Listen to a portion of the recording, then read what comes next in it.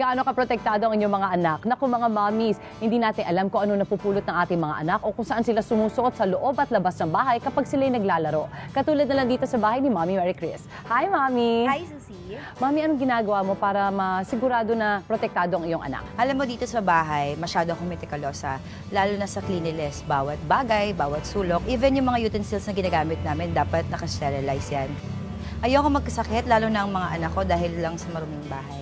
Tama ka dyan, Mami, pero alam mo naman yan, kahit ano pang gawin natin, hindi natin mapipigilan kapag sila naglalaro ng mga kung ano-ano mga bagay tulad lang dito sa video kanina. Ayun, no, nasa garden si Lance. Oh. Naku, oo nga. How can I keep him protected, Susie? Naku, don't worry dahil may mga paraan to help your child stay protected. Unang-una na dyan, kunwari naglalaro dito sa garden, katulad kanina, yung mga gardening tools kailangan itabi para hindi siya masugatan. Pero hindi lang yung outside well-being niya yung dapat nating protektahan, lalong-lalo na yung health, yun ang pinakamahalaga sa lahat. So para dyan, kailangan enough yung kanyang sleep, regular yung kanyang exercise, at yung nutrition ang pinakamahalaga. And speaking of nutrition, alam ba na merong 3 Plus milk to help keep your child protected?